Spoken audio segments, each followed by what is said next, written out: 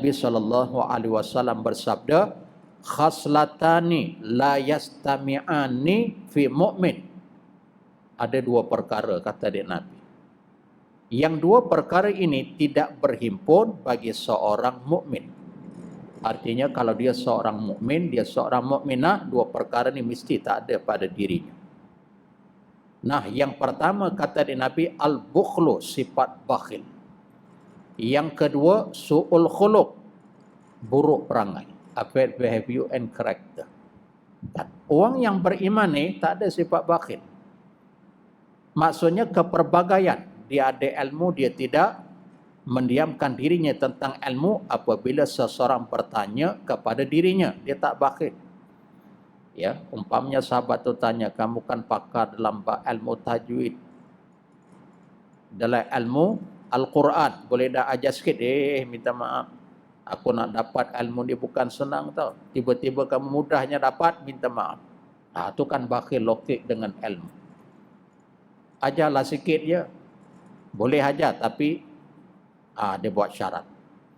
Yalah, tak apalah, you sebut begini, mengisyaratkan begini, patut-patut sudah, tak ada patut-patut. Aku mengaji tu sampai overseas. Bila banyak tu, bila menguit tangan begini, maksudnya banyak.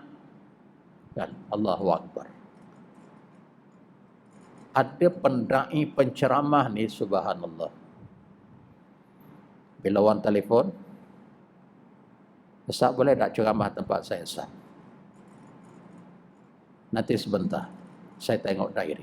Bila you minta sekian-sekian waktu, masa, ketika, subjeknya, okey. Boleh?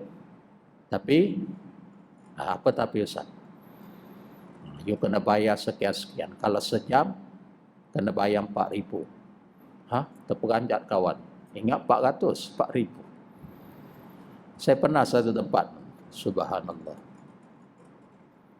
Di sinilah kawasan Shah Alam. Ada satu, government.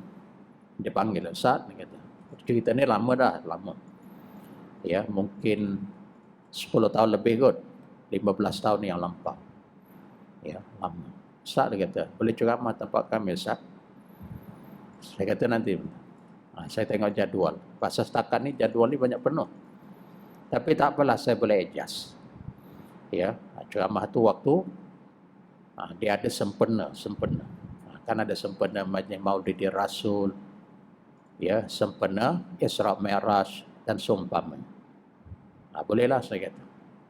Tapi satu lagi soalan, Ustaz. Berapa Ustaz minta? Saya terperanjat bila kita minta. Saya kata, kenapa you tanya soalan? Saya berceramah, berdakwah daripada dulu sampai saat ini, masa itulah. Ya, sampai saat ini. Itu cerita yang 20 tahun yang lampau tu lebih kurang. Saya tak pernah minta. Tapi bila kamu minta ni, seolah-olah saya menjual ilmu. Oh, minta maaf Ustaz, minta maaf Ustaz. Mungkin saya tersilap Ustaz. Pasalnya begini Ustaz. Saya terangkan ke Ustaz, Ustaz jangan marah Ustaz. Kami pernah jemput satu orang Ustaz. Dan disebut nama Ustaz tu, saya tahu tu. Ya, saya jemput. Terperanjat kami Ustaz gitu. Minta ribuan.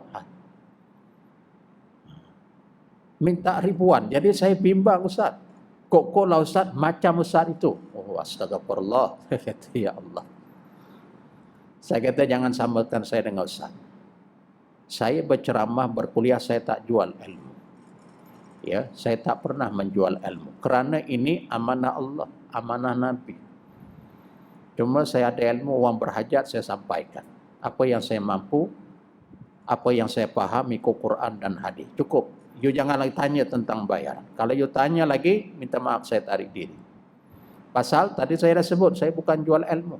Saya cuma berdakwah, menyampaikan ilmu agama Allah, mengikut amanah yang telah diamanahkan. Okey Ustaz, jadi Ustaz ya, insya-Allah. Itu sahaja. Rupanya ada juga sahabat saya cerita, Masya Allah. Kan, yang mana ada nama yang popular. Saya tak tahulah apa alasan hujah tu, tak apalah. Kita tinggallah bab tu. Kita tak payah cerita lah. Kan? Baik. Bermaksud ada sahabat kita ni yang memerlukan, ya, dia dalam keadaan kelaparan, dia dalam keadaan kesusahan. Apa sahaja, kita jangan bersifat dengan sifat al-bakhil. Nah, hadis ni kategorinya hadis sahih. Juga Imam At-Tirmizi meriwayatkan hadis tersebut. Artinya hadis yang pertama tadi dhaif, tapi ada syawahid hadis yang lain yang memperkuatkan. Ya. Baik. Bermaksud kita nak infak harta kita ni, kita jangan tunggu kita kaya. Ada orang dia jawab, aku ni miskin je, kalau aku kaya aku tolong. Orang susah tu aku akan bantu, masjid tu, surau tu, sekolah anak yatim tu, sekolah hafiz tu. Oh. Walhal yang dikatakan kaya itu adalah orang yang berharta, full stop. Tahu orang yang berharta?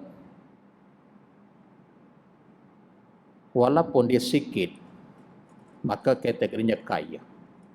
Bila diinfak sikit hartanya tadi, tidak memutarkan diri dan ahli keluarga di bawah tanggungjawabnya, maka itu dinamakan kaya. Faham tak? Oh, kalau begitu orang miskin pun kaya, lesat. Kita nak fokuskan buat infak. Sebab itu dalam ayat tadi Allah sebut fis sarra'i wa dharra. Masa senang, masa susah, tetap infak. Cuma bezanya kaya ada RM100, RM10. Agak susah RM10, RM1.50. Itu sahaja. Ya, kita dah cerita dah hadis tadi, kelebihan orang yang dermawan. Hatta dalam hadis riwayat Imam Muslim, katalah, contoh, orang ni nak makan sebiji tabar. Lalu Nabi sebut dalam hadis tu, ittaqun nar wala bisyikki tamratin. Takutlah olehmu akan api neraka walaupun sebiji tamar belah dua. Maksudnya dengan sebab kamu infak, kamu terhindar daripada api neraka Allah. Bukan masalah kenyang. Logiknya, kita nak makan sebiji tamar, kita pun belum tentu kenyang. Kalau kita dalam keadaan kelaparan yang bersangatan, tiba-tiba ada sahabat kita di sebelah. Tuan minta sebelah, Tuan minta sikit. Aku bagi kamu sikit pun, kamu separuh, aku separuh, sama-sama tak kenyang. Aku makan ni pun, belum tentu aku kenyang. Bukan masalah kenyang, tapi sifat kedermawanan. Rahmat Allah akan berlaku, terhindar daripada azab api neraka. Dalam hadis tadi Nabi sebut ittaqun nar, maksudnya orang yang bersifat dengan dermawan, dia akan menjauhi daripada sifat bakhil, yang sifat bakhil tadi menjadi penyebab masuk neraka. Lalu dibelah, dia nak makan, belah. Tak apalah, kita bagi rezeki, ambillah sebelah, aku pun sebelah. Walaupun aku tak kenyang, kamu pun tak kenyang. Kan? Tapi dengan sebab infak tadi, dengan sebab kita mengasihi. Nah, hadis yang lain, riwayat Imam At-Tirmizi, Nabi sebut, irhamu man fil ard, yarhamkum man fis sama. Rahmatilah olehmu apa-apa yang ada di permukaan bumi Allah, nescaya kamu juga akan dirahmati apa yang berada di langit, yakni para malaikat. Malaikat yang berada di langit ni mendoakan agar Allah mengampuni dosa, Allah merahmati, mengasihi orang yang bersifat dengan sifat mengasihani orang lain. Faham tak? Baik.